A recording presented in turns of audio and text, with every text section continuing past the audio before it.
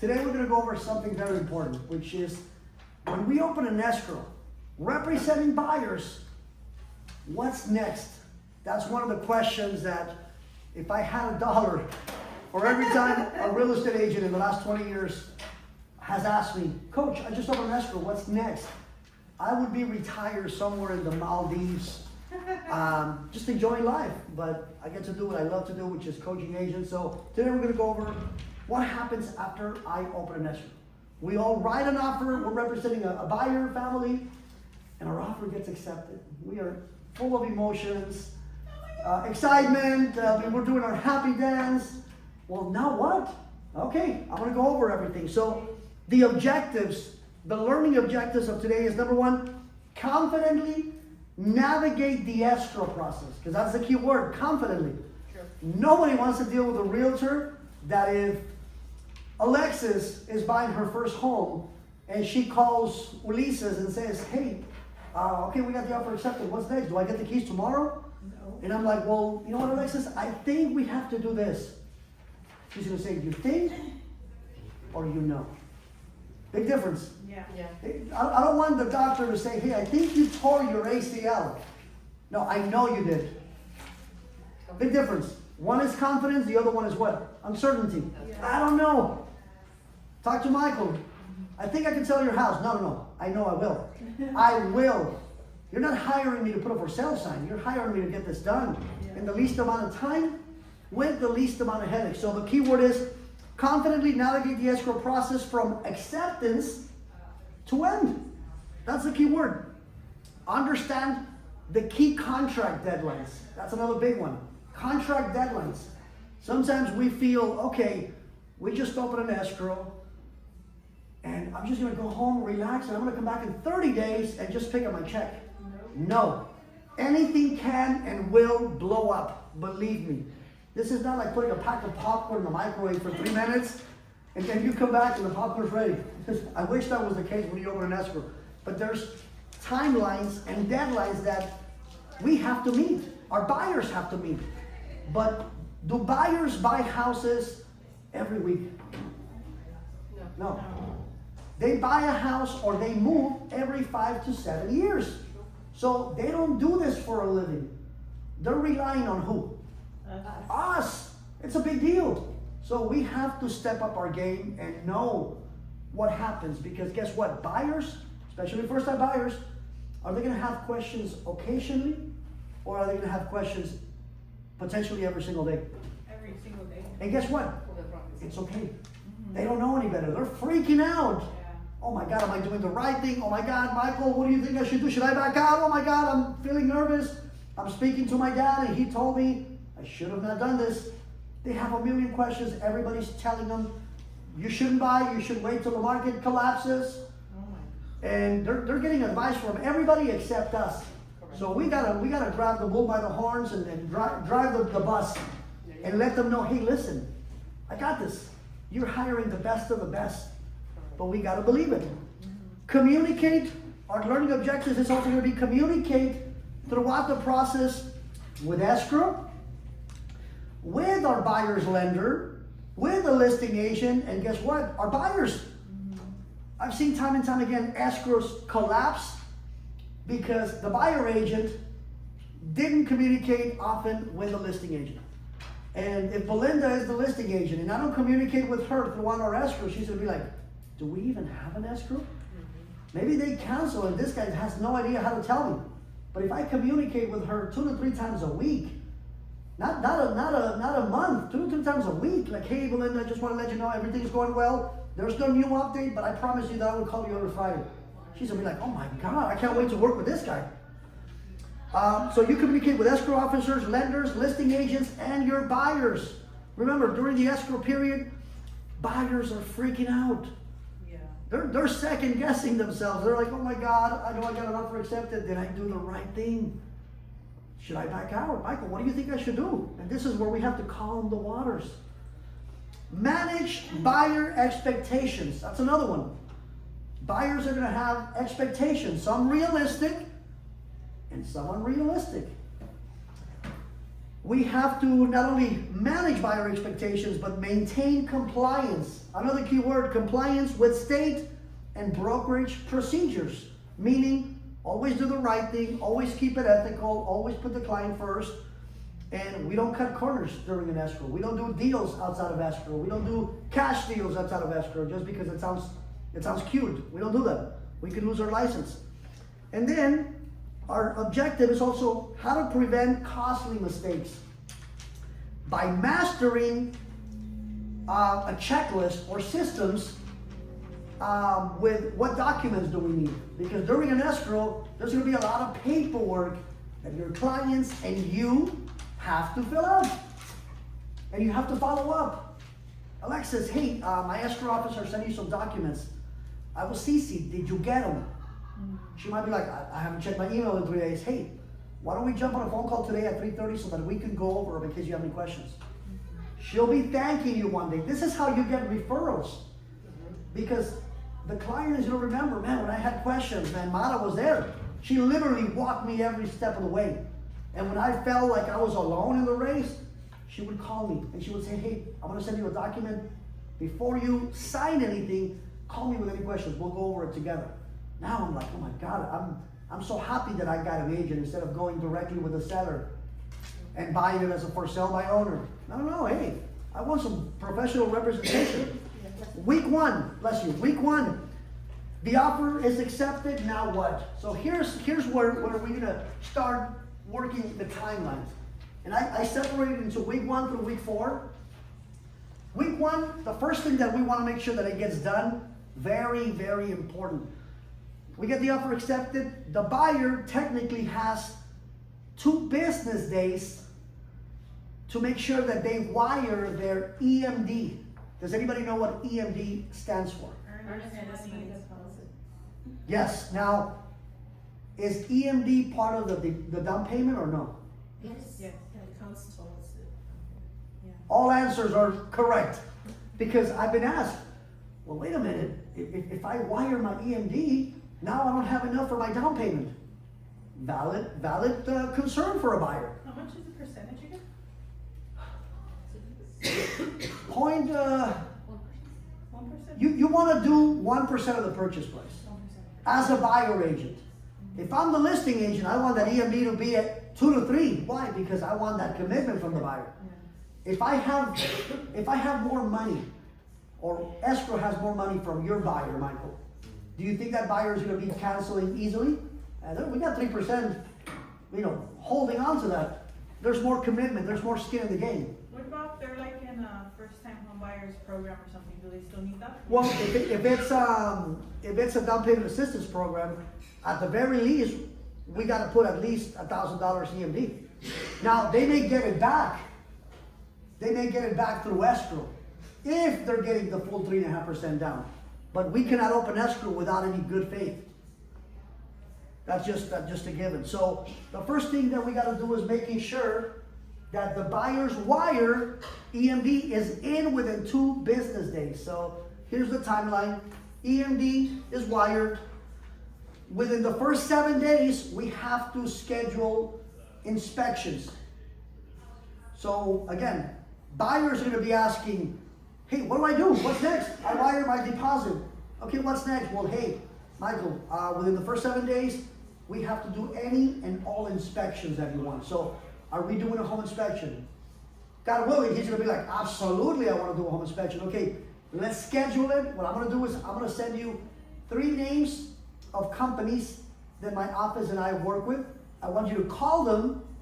And once you select one, call me and I will schedule it on your behalf. Why do you think I would do that? Because you want to be there?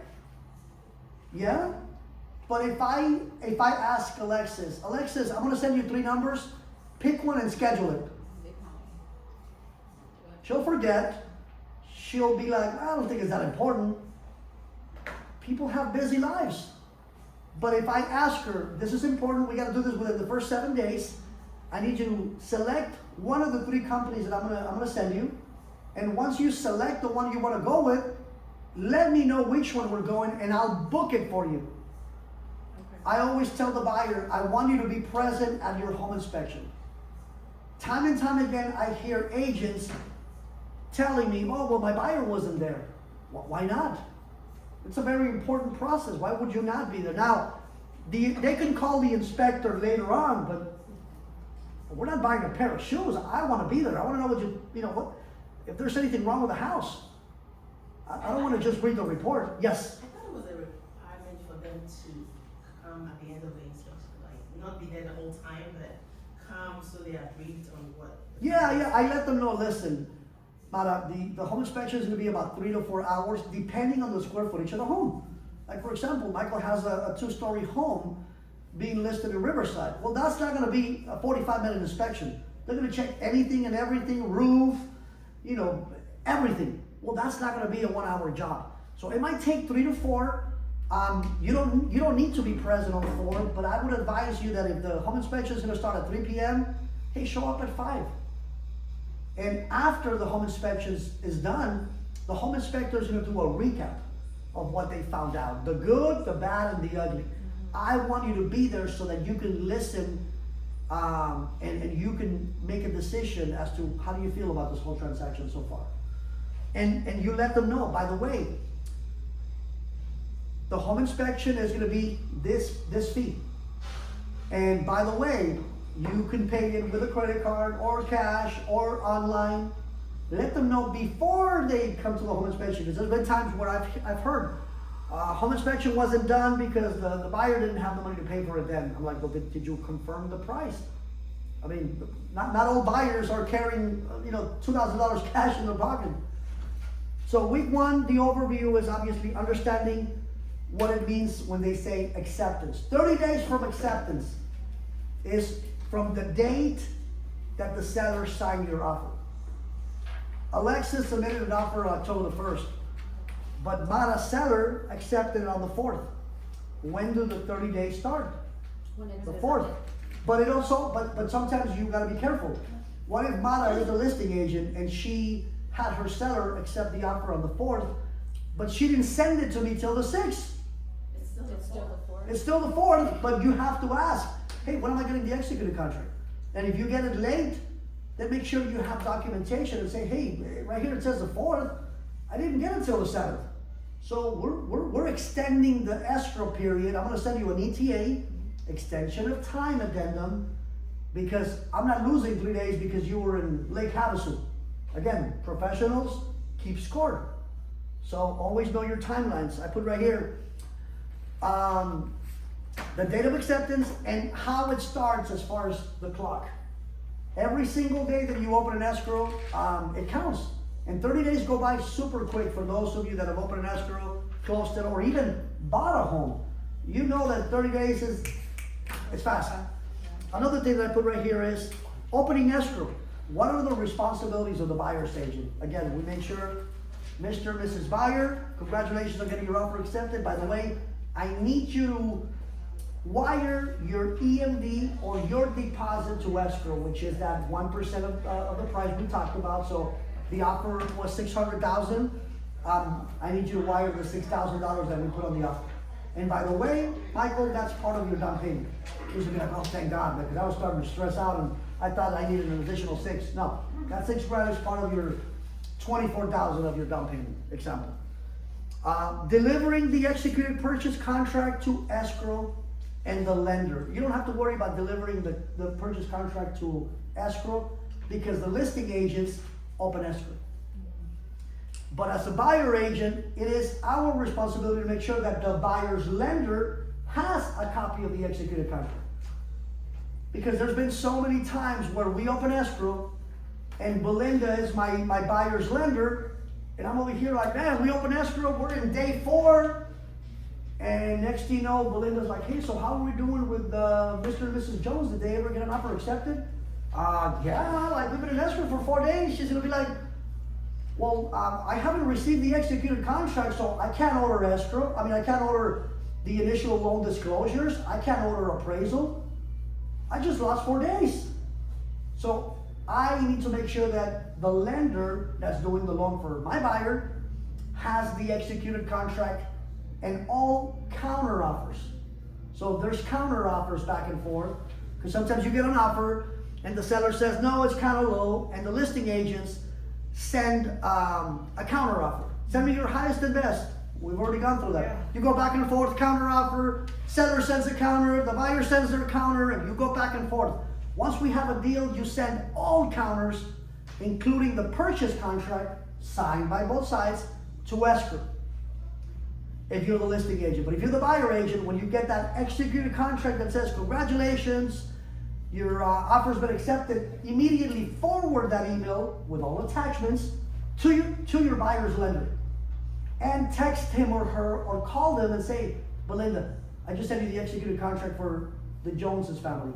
Can you confirm you got it? Don't assume she did. What if it went through her spam? What if we didn't attach the attachments? We just forwarded an email, but there's no attachments. She'll be like, well, I got an email, but there's nothing here. And I assumed. And this is Thursday. I don't show up to the office on Friday because I'm super excited that I opened an escrow. I just lost 4 days. Your TC can also handle that, or you want? You still have to send it to. Well, here's the thing. The TC will TC the file.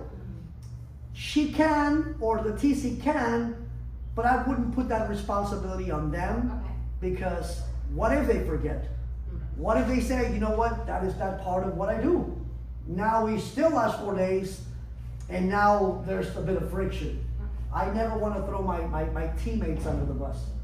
We own up to whatever we do, so I want to take it upon myself and say, hey Belinda, I'm going to send you the executed contract. Can you please confirm that you got it? Because she can't start her job until she has a contract. Because she needs to build the loan file.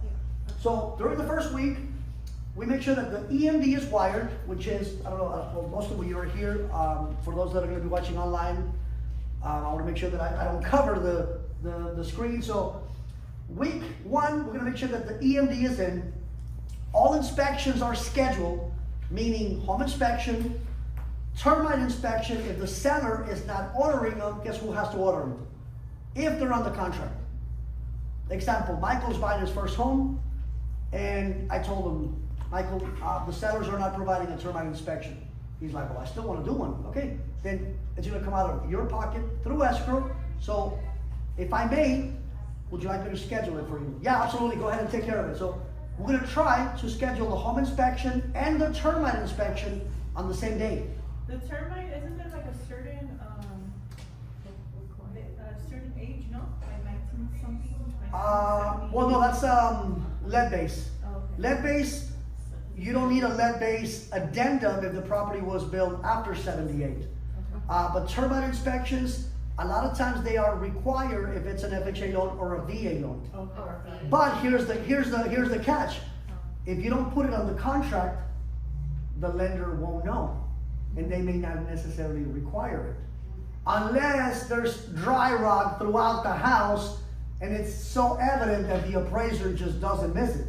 They're gonna say, well, hey, it's not on the contract, but man, there's a lot of dry rot here. We're gonna put it there as a lender requirement. So even though it wasn't on the contract, they're asking for it. But a lot of times they won't ask, and the buyer could potentially take care of it outside of escrow. But the minute that we put something on the contract, now we can't get out of it. Okay. So that's one. So EMD is in, inspections are taken care of. Hopefully we send the executed contract and all counters to the buyer's lender, and then we follow up and say, hey, Miss Lender, do you have everything you need from me? How soon can we order the appraisal? Because you want to make sure that appraisal is ordered ASAP. Not every time, but a lot of times it happens where lenders don't get the contract, or the file just sits somewhere in a corner, and guess what happens to the appraisal the first week? Nothing. We just wasted a week. Do they get the inspections too? They don't get the inspections, no, just the appraisal. The buyer gets a copy of the appraisal because they paid for it. We don't get a copy of the appraisal unless the appraisal comes in lower, because we might have to negotiate a lower price. Okay. Example, I open escrow with my buyer Michael at $600,000, but the appraisal comes back at $580,000. Well, we have a $20,000 difference. Belinda, my lender, might say, hey Ulysses, good news, the appraisal's in. Bad news, it came in $20,000 low. I'm like, oh shoot. I'm gonna need a copy of it because I'm gonna negotiate with Mara, the listing agent, the lower price. Like, I'm not having my buyers pay that $20,000. And she's gonna need to have a copy of it to talk to her sellers. Because the sellers are not gonna just eat $20,000 and be like, wait a minute, I wanna see the appraisal. So that's the only time I need it. We don't need it for the real estate file. In case you need to negotiate a lower price. That's the only time. Okay. So first week, EMD is in, all inspections are done, appraisal hopefully gets ordered, and within 7 days, as a buyer agent, you want to make sure that you receive disclosures from the listing agent. Disclosures are a set of documents from the listing agent and the seller disclosing all material facts about the house. And one of the things that Alexis mentioned was potentially lead base. Did somebody pass away in the house in the last 3 years? Did we do any additions to the house without permits? Did we paint the house or any part of the house in the last 12 months? Is the property close to railroad tracks? All of that has to be disclosed. Do you guys know what is the limit in order to disclose that somebody passed away? 2 years. 3 years 3 years. of natural causes. If somebody passed away 4 years ago of natural causes, do you have to disclose? No. No. And if the buyer ends up finding out that somebody passed away 4 years ago, and they say, well, wait a minute, if I would have known that somebody passed away 4 years ago, I would have never purchased a house. Legally, you're not required or obligated to disclose. If it was after 3, after 3. But now here's the catch. What if there was a murder or a suicide 15 years ago?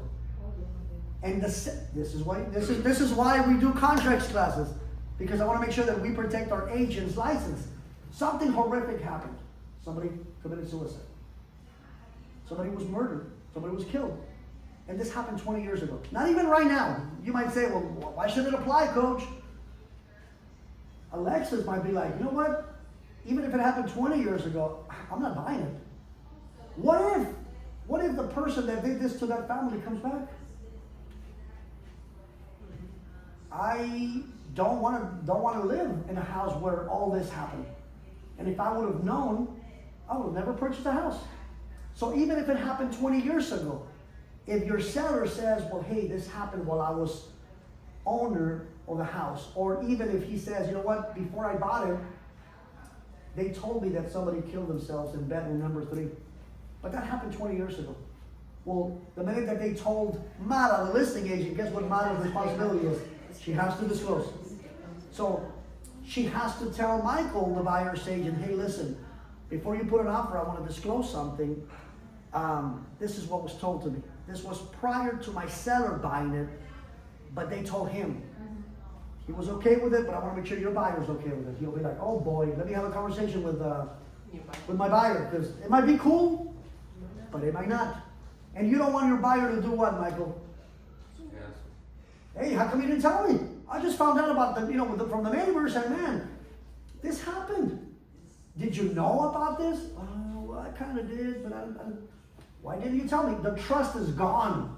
Yes, Belinda? And I have many other questions. Yeah. You don't mind? No, please.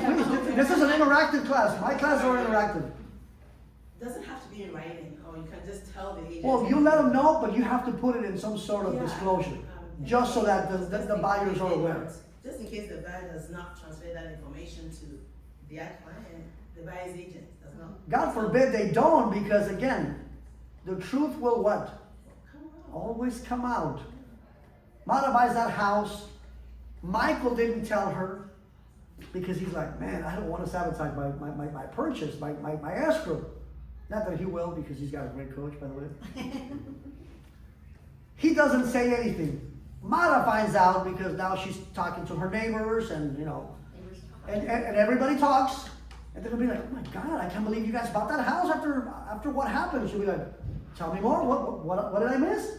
Well, back in the early 80s, there was this and this. She's like, oh, my realtor didn't tell me that. Now you're gonna call Michael and say, hey, did you know about this? Michael's gonna be like, well, I kind of sort of did. She's gonna go retain an attorney, and man, it's all out from there. So Okay, always disclose. So what if we didn't get that disclosed to us? You cannot be in trouble for something that was never disclosed to you. Mhm. So if the previous seller didn't tell me as the buyer agent, how can I be at fault? I didn't know. If she finds out later that something happened horrific 25 years ago from the neighbors, but I didn't know about it, and the listing agent didn't disclose that to me, I can't be at fault for something I did not know.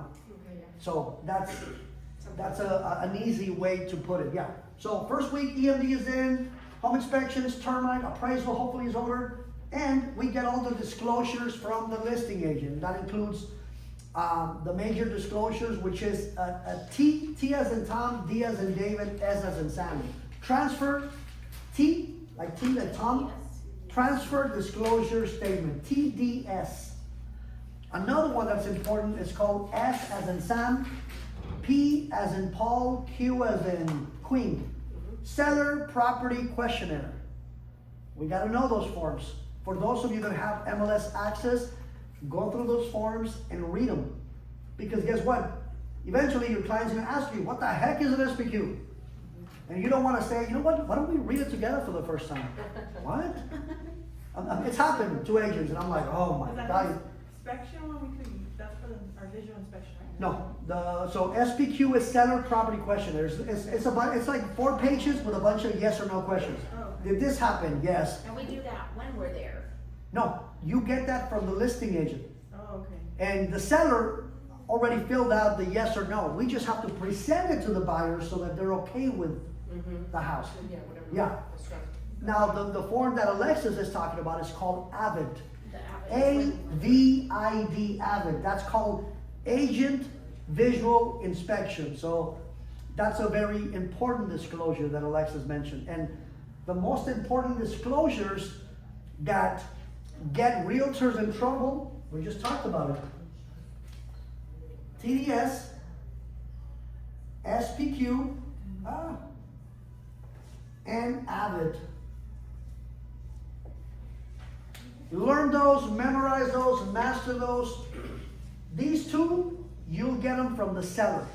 And the listing agent is going to have his or her own AVID. As a buyer agent, Alexis will have to do her own AVID. Now, this is where the confusion happens. A lot of times, agents feel that the AVID, we just got to copy whatever's on the home inspection report. No. That's how you saw the house. You walk in, you're like, okay, freshly renovated paint, okay, hardwood floorings throughout, gourmet kitchen with the island with the countertops of this. You don't just copy and paste whatever's on the home inspection, because if that report is wrong, guess what? You're wrong. So be as detailed as possible on that avenue. Put cracked concrete driveway through 3 broken windows in bedroom number 2 and number 3. 2 visible holes in bedroom number 2. Yeah. All of them. I mean, believe me, you will never be in trouble by over disclosing. You'll be in trouble by never under disclose. So this is week 1. So far we're in week 1, day 7. We're like, oh my God, everything's getting done. Wow, I wish all escrows were this way. What happens in week 8 to 14? Hopefully the appraisal got ordered. Hopefully it was done. And hopefully we get the what? The value. We want to know what the property appraised for. Because a buyer is only going to get a loan based on what the house appraises. Here's another quick example. Belinda puts an offer on a home that's $700,000. She's purchasing a home for $700,000, but the appraisal comes back at $670,000. There's a what? Discrepancy of $30,000 difference. What options does Belinda have as a buyer? There's actually 4. And we all, as realtors, should know those. Number 1, you guys ready? As my coach, David Halper, rest in peace, would say, take notes. If you're not taking notes, take notes. Number 1 is buyer pays the difference, which as a buyer agent, that is not even an option for me. My buyer is not paying $30,000. I'm not even counting it. Yep. But it is an option. And some inexperienced agents, guess what they'll do? That's how they- Alexis, you gotta pay that. You gotta pay that. She'll be like, well, aren't you working on my behalf? What are you? Even Michael's like, oh no, we don't do that in here. You'll be surprised. There's gonna be some agents that are gonna push the buyers and say, well, you can borrow from your 401k or tell mom and dad. No. That's a bad agent. So option number one, we took care of it. Option number two is you are one of us and we go fight for the buyer, not literally. We get a copy of the appraisal report.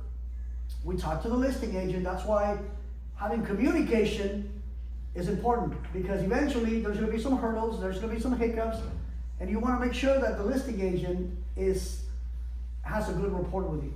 Because if Michael's the listing agent, I'm the buyer's agent, and we've communicated really well, when there's a hiccup, he's going to be understanding. He's going to be like, you know what? I don't like the news that the appraisal came in low, but hey, let's face the music together. You're doing what's best for your buyer. I'm going to do what's best for my seller, and let's see if we could meet in the middle. So the middle would be, he talks to his sellers, and the seller says, man, what are my options, Michael? Well, number one, you can agree to stay at 700 and we put pressure on the buyer, but the buyers may walk. I wouldn't recommend that, Mrs. Seller. Option number two is, we agree to the 670 and we can still close in 21 days so that you can be in your new home in less than a month. Option number three is, we can meet in the middle. Well, what's in the middle? Well, there's a $30,000 difference. We are gonna reduce the price, but only to $785 No, 685. or $64. Michael's gonna be like, wait a minute, the appraisal came in $20,000 less, you're charging me $130. Who's showing you how to negotiate? $685. Buyer's not gonna be very thrilled, but I'll take $685 over $700. Now, do buyers have to agree to that? No. Do they have options? Yeah, What could be one of them, Belinda? walk away if you don't. That's one? Yeah. But we're here to put deals together, right? Yes. Do we make money when we walk away? No. Now, we always put the client first. Now, it doesn't mean that Belinda was wrong. That is an option. If the buyer says, oh, heck no, I'm not putting 50 grand. I don't have that money. Change on the terms. Ooh. Now I see why this young lady's sitting in the front. Change the terms. You can counter their terms. You know what, Alexis, 685 just won't do. I talked to my buyers, and we were actually going to be looking at houses 685 and below. We went up to 7. That's like their absolute max. We can't do 685. Our max is actually going to be 679. Now, guess what I do? I go back to my seller, Mata, be like, Mata, I know we're going back and forth. We're almost there. We're going to put this thing together. The buyer went up, or actually, they didn't accept your 685, but they're meeting us halfway from the halfways. I know you want the 700, but here's the thing. If we walk away, they go and find other properties. We get to start all over, and the days on the market are going to kick our butt. What would you like to do, Mata? Put it on them. Yeah. They need to do the self-discovery. I'm not saying, Mata, I think you should do this because I want to get paid in 2 weeks. Come on, hurry up. No. This is why I feel we should do this. Because we're a team. But ultimately, Mata, you have the decision, you and your husband. What do you guys want to do? As a seller, I'd wait, but knowing the market and the way it is, that's when the agent would have to explain that Yeah. this is the market, what it's appraising. Now, let's say she says, well, you know what? I don't think this offer is right for me. Okay, you'd rather wait, right? Right, Mata? Yes. You'd rather wait. Okay, so you mentioned that you guys want to be in Arizona before Thanksgiving, right? Yes. Okay, so by waiting, do you think we'll get to Arizona faster? Probably not. Probably not, but going to Arizona is very important to you, right? Yes. So on a scale of 1 to 10, how important is going to Arizona? But I'm losing 30,000. Can you really lose something that we really didn't have? Yeah, that's a good Oh, one. I like that.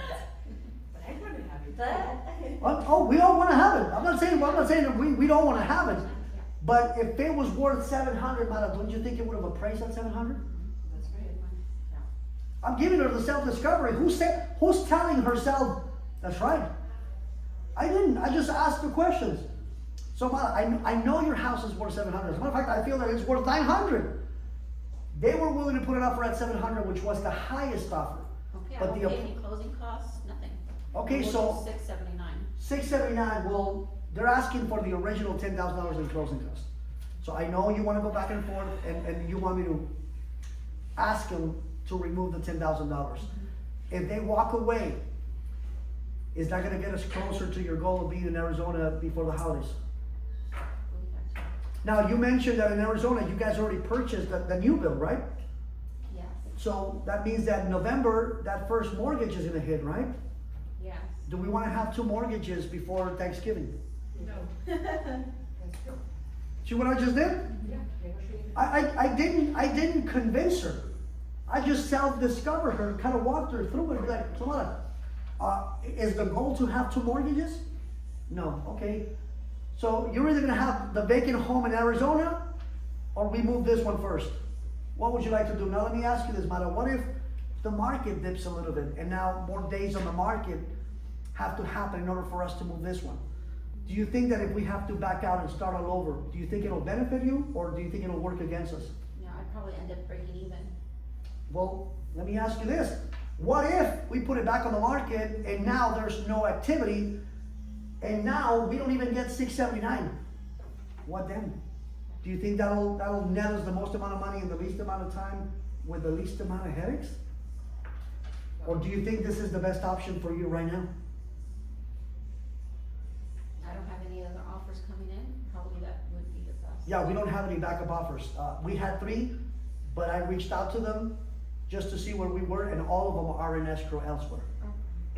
So what do you think we should do? We'll just probably move forward and accept their offer. Are you okay with that? Not really. Okay, so I understand. I want to make sure that you guys are on board with it. So again, if we go through with this one and we close in 21 days, would that put you closer to being close to mom and dad? 670? You have 30,000? Well, originally We're going there is at 670. So it's like 20,000. Purchase was 700. Appraisal came back at 670. You countered at 685. They came back at 679. Yeah, so like 20,000, yeah. Well, that means at 690? Well, no, they didn't agree to 685, so I'm sure they're not gonna agree to 690. Yeah. This is their highest and best. I could go back to them, but I'm probably sure that they're gonna walk. What would you like me to do? Do you think this is gonna get us closer to Arizona? Yes. Absolutely. So, are you okay with moving forward with this offer? Yeah. You guys see what I did? Yeah, I know it. Self-discovered. I didn't have to twist her arm. Mhm. I have to look good because our team leader's here, so. It's kind of like those moments where you're at your soccer practice and your parents see you, you're like, No, it's like when you're in class and the principal walk in, everybody's like. yeah, you're like, hi mom, or like you're being interviewed. Yeah, all the kids are like. You're being interviewed, you're like, hi mom. So again, we know what's happening in week 2. Week 2 appraisal got ordered, we got everything done. Week 2 is where we negotiate any repairs, if any. Yeah. So We this is already where, accepted the 679. correct. Now we go to And guess what? repairs. There's no repairs. No repairs. Yeah.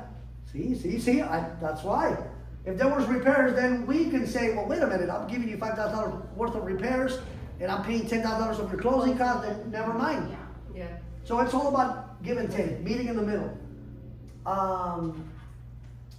This is where we potentially are going to be very close to removing contingencies. What are contingencies? Can anybody tell me? Burdens.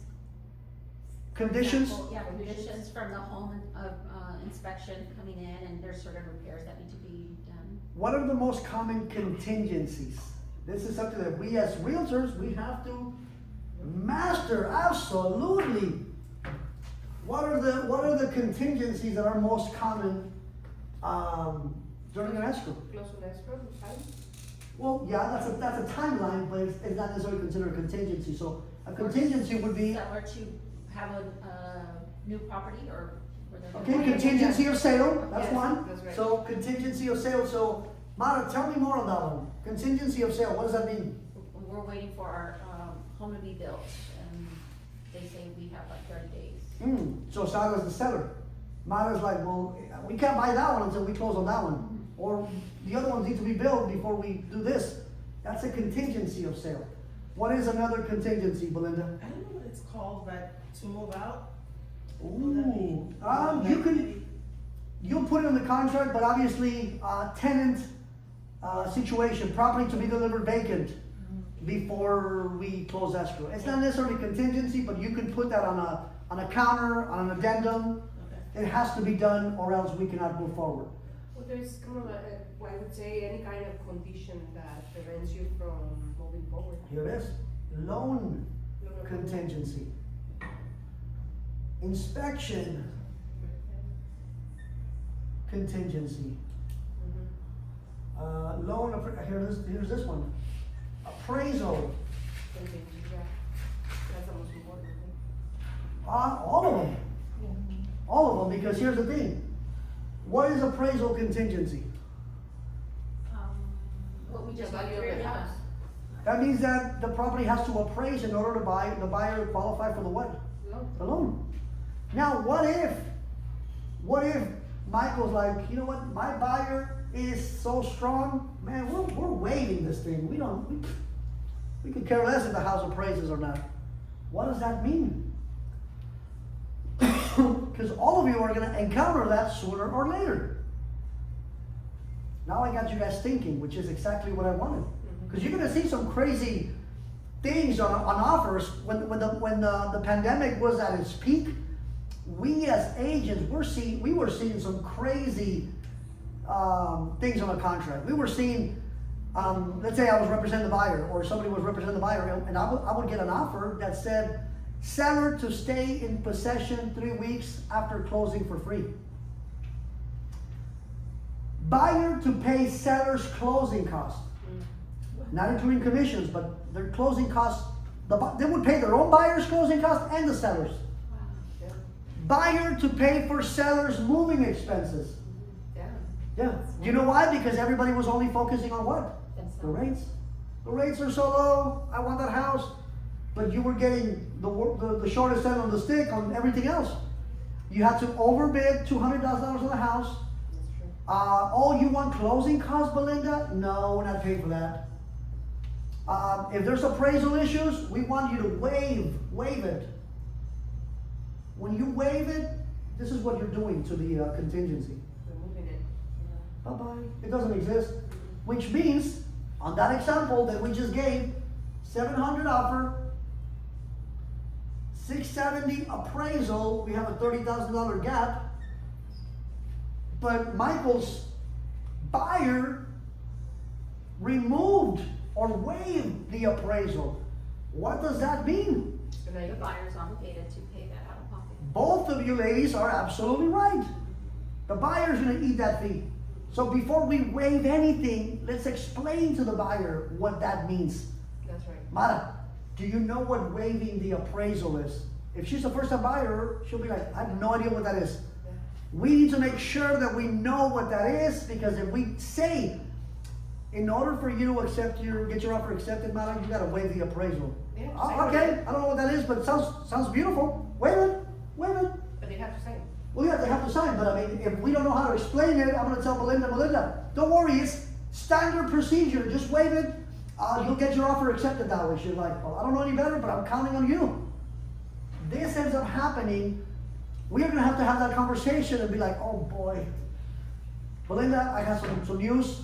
Appraisal came in less. She'll be like, okay, what does that mean? Go talk to the seller, see if they accept the lower offer. Well, here's the kicker. Remember that stuff I told you to waive? Well, there's a $30,000 difference, and now your deposit is on the line. You know that deposit, the one that you wired for $6,000? I didn't know what I was doing, Belinda. I'm part-time. I'm sorry. And there's a $30,000 difference that now you're forced to pay. If not, yeah, you're right. If not, the seller can keep your deposit. What happens to that buyer? They ran away and go with someone else. Well, yeah, but somebody's gonna get sued. Yeah. Yeah. Somebody might lose their license because you knew that it wasn't the right idea and you shoved them into a bad one anyways. What were we looking out for in that situation? Our commission? It wasn't about the client, and it should always be about the client. So if you waive the appraisal, just know that if there's a difference, the buyer is gonna eat it. Just know that, memorize that please, because I don't want anybody to have to deal with that because it's gonna be the most stressful situation you'll ever live. You won't sleep. How much are the prices for, well, appraisal? Great question, great question. It depends on, well, it's usually a flat fee, but it could range anywhere between $450 to $799. I've seen those, but again, now that the economy has kind of, I've seen some as little as $350. Do you guys know what the 2 out-of-pocket expenses are for buyers? Yeah, inspection and appraisal. Inspection appraisal. And what's the third one, even though it's not an out-of-pocket expense, but I'm just, that could be. All inspections are non-refundable because a third party did them. So we got inspection, appraisal, non-refundable, but another out-of-pocket expense from the buyer. It's not an expense, but we do have to disclose it. EMD? The EMD, yeah. Oh, yeah. Even though it's not an expense, it's part of the down payment. What if Belinda's buying her first house and she's like, all of my money is in my 401k and I'm gonna get it wired, but it'll be here in 3 weeks. Well, Belinda, we can't need at least $5,000. Well, I don't have that. You better have that conversation before you open escrow, not in the middle of it. Buyer's consultation. Oh yeah, thank you. During the that's why my buyer consultations are literally an hour to an hour and a half. I go through everything. Because I'd rather invest an hour and a half than have this blow up in my face, because it will. We ignore this, it'll blow up in your face. What if this is a very competitive market? Again, when rates drop, what happens to the competition? It goes It's up. aggressive. Yeah, all of you are right. It's aggressive. That's why we should be consulting and advising our clients. Don't wait till the market, the rates drop, because it's only gonna hurt you. You're gonna be competing against 40, 50, 70 families. And if you need closing costs in order to get your offer accepted, seller's not paying for any of that. If the house ever needs repairs, you can kiss that goodbye. If the appraisal comes lower, forget about them helping you with the difference. That is not happening. Or worse yet, if Michael is the seller and he has 50 offers, he's gonna be like, I'm not gonna do any inspections. I don't wanna pay for anything. You want your offer accepted? Waive this. Waive it. So what did Michael and his buyer do to the inspection? Bye-bye. Can they still do their inspection? Yeah. On their Yeah, own. but they don't have no leverage, or, okay. They have no leverage. What if they found some crazy stuff during the inspection, but they waived it? Yeah. Michael's like, hey, I know we waived it, but man, the roof is absolutely garbage. Can we negotiate some credit? You could, but who knows? Well, No, if take you it, yeah. no, but if you waived it, No, you waived it. if you waived it, you're done. That's why you never waive anything unless you know the consequences. And what does it mean to waive anything? Now here's another one that I would never waive anything as a buyer agent. But what if the seller or the listing agent say, hey, in order to get your offer accepted, you gotta waive the loan contingency. That's even scarier than these two. Yeah. That means that it doesn't matter if the buyer doesn't qualify for the loan. Alexis, if you don't qualify for the loan, you're switching to all cash. Or you get a hard money loan, we don't care. You're buying this darn house. I've seen it. That was what we were dealing with during the pandemic. That's crazy. Rates were at a 2%, 30-year fix. But the buyers were only focusing on the 2%. They didn't realize that all of this was against them. And I was seeing some wicked contracts that I was like, in a million years I would never accept that or have my buyers accept that. And buyer agents were sending offers with this, and I'm like, I hope and pray your buyer knows what this means. Because if this blows up in your face, some of the agents on these 50 offers are not going to be around next year. You guys are going to get sued. So loan contingency means If the buyer cannot secure financing, Mara, you and your husband are stuck with the house, you're buying it. Or you lose what? My deposit. Your deposit. And on a house that's 900,000, $1 million, $1 million too, the deposit is not gonna be 1,000. They might ask you for 2%. During the pandemic, we were asking for 3% EMDs. People were putting 30,000 in EMDs, 50,000, 75,000. It was wicked. Okay, so EMD is what? Earnest money deposit. Or another way to put it is good faith. If you're putting a bid on a house, you're telling the seller, hey, I got good faith that I want to buy your house. There's skin in the game. Thank you, Alexis. Is it accurate that you should not put down more than 3%? When you're the buyer agent, you want to keep it to 1. Okay.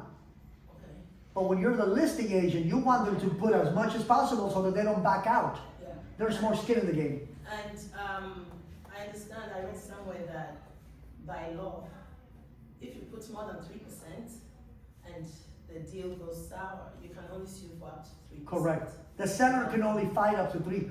So if the buyer put 5 because they want to look very strong, the seller can only fight for 3. They legally have to release the rest. So yes, great point.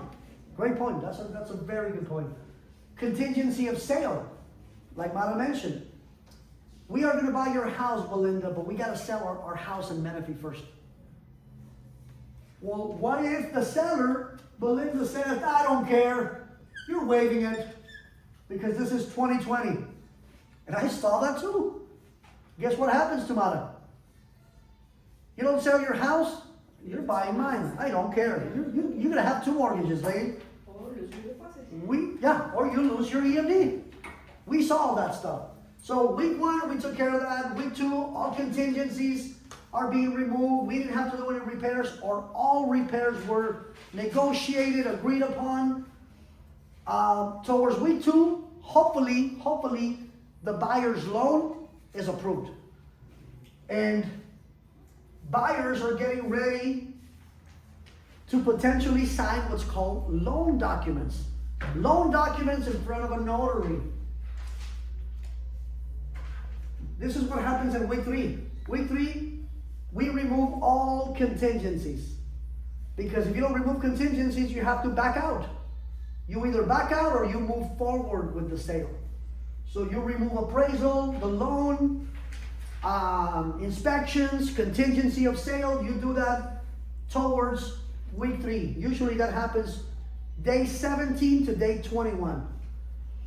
The disclosures that we got from the listing agent in week 1, we have to send them back to the listing agent. Signed and explained. Buyers already know what they're buying, what they're dealing with. Like, for example, somebody passed away, all that stuff. They know, they're aware, and they want to move forward. You get the full loan approval, and the file is in underwriting so that they can give it the final blessing, and buyer will get ready to sign loan documents. When buyers sign loan documents, that is the final stretch. It's going to be a set of, 100 and something pages. I've seen 250, where they have to sign, acknowledge. Usually that's where they'll know how much exactly their monthly mortgage is going to be, their interest rate is going to be, the rest of the down payment money that they have to wire, when is their first payment. All of that is going to be in the loan documents. That is usually going to happen maybe 5-6 days prior to close of escrow. Question, is escrow, the escrow date, is it set in stone? No. It's an approximation. And that's why I always tell buyers and sellers, listen, Michael, I know that the 30 days is an approximation, so don't schedule that U-Haul yet. I've seen clients, buyers and sellers, tell me, well, I already scheduled the U-Haul. Why did we schedule the U-Haul? Who told you to schedule the U-Haul? A lot of times they jump the gun. They self-medicate. Don't do that. Listen to us. So on week 4, hopefully the file is approved. The buyer is going to sign loan documents in front of the notary. We, as buyer agents, have to do something very important. Can anybody tell me? Remind them to shop for home insurance? That will be done hopefully between week 2 and 3. But escrow will remind them, the lender will remind them, but one thing that you never wanna waive is final walkthrough. Oh. Has anybody heard of the final walkthrough? Of course, yeah. Okay, of course, yes, I heard all of those, great, all true answers. What happens during a final walkthrough? You have a checklist. Okay, and what do you look for? What do you do? For the repairs or any contingencies to be removed or everything. Just to see if anything was requested or required to fix and to see if it was fixed. Okay, what about you, Melinda? Well, my last walkthrough was a new build. Hmm, Oh. And I represented the buyers and Okay. we went for the walkthrough. Okay. We went with tape and everything. Everything is, they're gonna show you. it's a long, it could be a long day. Yes, it was interesting, but Right. basically to make sure that everything is what it's supposed to be. So, both answers are right. Here's another one. During the final walkthrough, you wanna make sure that the property is in the same condition as the last time the buyer saw it. True. Did the sellers remove that chandelier that was supposed to stay? Yeah, I've seen it. anything's stolen, yeah. Well, it's stolen, or what if the house was vacant and somebody broke a couple of windows? And the seller says, well, hey, buyer, it's your fault. It's your responsibility. If we haven't closed escrow, is my buyer, Michael, responsible for the broken windows? It's not his house yet. He hasn't taken possession. What do you mean it's his responsibility? We're not wiring the rest of our money until you get those windows fixed. We don't care. But if you don't do a final walkthrough and the AC unit is stolen, 4 broken windows are gone, the sellers took the refrigerator that they were supposed to keep there, and we don't do a final walkthrough, guess who's gonna be taking care of all that as a housewarming gift? Courtesy of your favorite realtor. Certainly not us. We don't do that. Why? Because we know what we're doing, we pay attention, and we always put the client first. But if you don't do your final walkthrough, and God forbid something is missing, it's on us, because guess what's gonna happen when Michael gets the keys to his first place? He's gonna walk in, do the walkthrough, be like, where the heck's the refrigerator? His first phone call, it's gonna be to you, the agent. Ulysses. Well, he'll probably say, Houston, we have a big problem. Keeping it rated G for the kids. We have a problem. Where the heck is the fridge? I'm gonna be like, I don't know. I just cashed my check and I already spent it. I have no idea. Who are you? Man, where's my fridge? I might have to replace it, borrow it, sell my car in order to give him a fridge. That's true. Why? Because we cut corners and we're like, man, I'm so busy, or I'm at my other job. I can't do the walkthrough. I don't think it's that important. You'll be kicking yourself in the butt. So last week, loan docs, final walkthrough, and then the buyer is gonna wire the rest of his down payment. Remember, a portion of the wire was what? The EMD. The rest of the money is wired after they sign loan docs. And during the loan docs, the buyer is gonna know exactly how much to wire. And it could be as specific with literally cents. It could be like, Michael, you're gonna wire $37,000, 247 with 30 cents. And you take that document over to your bank, and you tell the young lady or the young gentleman, hey, I'm about to close escrow. I need to wire this to this account for my checking account or my savings. They know what to do. And then you're gonna get a piece of paper, and you either send a screenshot or send a copy to escrow and say, I already took care of my money. Then, once the buyer signs loan documents, the notary is gonna get those loan documents and send them back to escrow. Escrow is gonna send them to the lender's funding department. They're gonna go through the loan docs, make sure that there's no missing initials, no missing signatures. They're gonna be like, okay, the rest of the buyer's down payment is in. Okay, it looks like everything's in. We're gonna get ready to fund the file. Once you fund the file, we're at the final stretch. And then, when you fund, does the buyer get the keys then? You wait till what? One other step needs to happen. You have to sign the paperwork. Well, the seller's already signed the grant deed, but that grant deed needs to be recorded. So you fund and then you record. Once we get confirmation, that's the key word, confirmation of recording, now you can do your happy dance and tell your buyer, congratulations, Mr. Buyer, you are now a homeowner. I will meet you tomorrow or I'll meet you today so that you can get the keys to your place.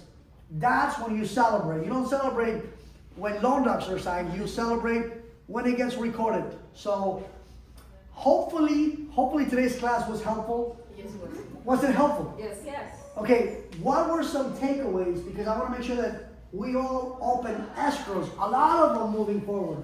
So that when we do open escrows as buyer agents, and somebody says, Mara, I need you to remove your loan contingency inspections, you're going to be like, oh, the heck, I'm not. I went to that class and the coach said, never do that. True. We know. What is one takeaway from today? I think that just having the steps clear and showing it or presenting it to your client that way is the main thing. So it was worth coming here today. Of course. So what would you say to all the 200 agents that didn't make it today? They should have, right? Yeah, they make notes and don't You make should any have mistakes. been here. You should have been here. There you go. Michael, brother, what would you take away from today? Gave me a better understanding of how to negotiate the different contingencies. That's a huge one. Because again, we get paid based on our ability to solve people's problems. And when you master the art of negotiating, you're gonna make a lot of money. Bring it in. You bring it in. You bring it in, that's right. So, Mara, what was one takeaway? Takeaway is contingencies are very important. Oh my gosh. Yes, sir. Yeah. Nothing will ever rob you of your inner peace or your sleep at night, knowing that you dropped the ball and you waved something that you should have never waved because you never explained it to the client. And you know that phone call is coming. What the heck did I wave? And why am I stuck with a $30,000 difference? And you're like, oh my gosh. So hopefully today was helpful. I know we're recording it and I know we're gonna have the Zoom, so bear with us because we have to upload it and edit it. So it's coming. Hopefully it was helpful. And every Friday from 1 to 2 p.m. we're gonna have a contracts class. And the goal is for all of you to be better. So Thank you. Thank you. Thank you.